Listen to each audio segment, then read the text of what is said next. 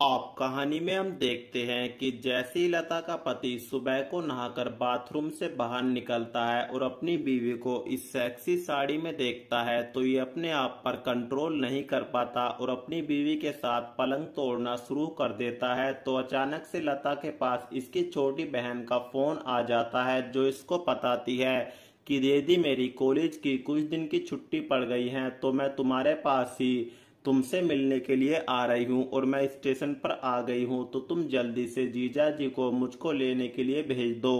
अब पहले दोस्तों इसकी साली ने इसका मूड खराब कर दिया है तो ये अपनी बीवी को बोलता है कि उसको बोल दो कि उसके जीजा जी घर पर नहीं है, वो ऑफिस गए हैं।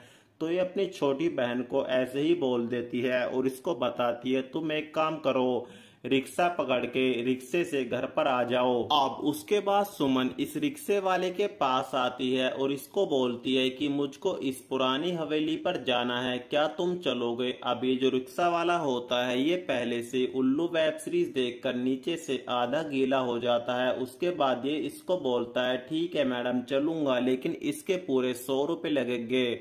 उसके बाद दोस्तों ड्राइविंग करते समय इस रिक्शे वाले का ध्यान ड्राइविंग पर कम सुमन की तरफ ज्यादा होता है और ये सुमन को शीशे में गंदी नजरों से देखने लगता है। अब सुमन इस छिछोरे ड्राइवर के इरादे समझ जाती है और इसको बोलती है कि भैया बात ऐसी है, पुराने जमाने में घोड़ों के आंखों पर पट्टा लगा दिया जाता था ताकि वो इधर उधर ना देख के सीधे चलते रहें और मुझको लगता है तुम मेरी बातें समझ गए होगे।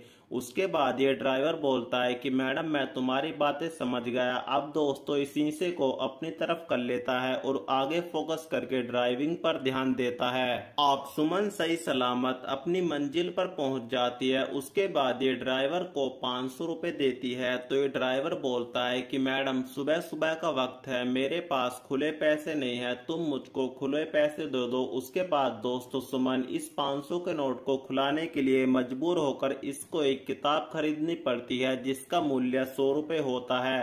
अब जो किताब सुमन खरीदती है ये कोई आम किताब नहीं होती, इसके अंदर गंदी वाली कहानियां लिखी होती हैं। तो सोचने वाली बात यह है कि सुमन ने आखिर यही किताब क्यों खरीदी।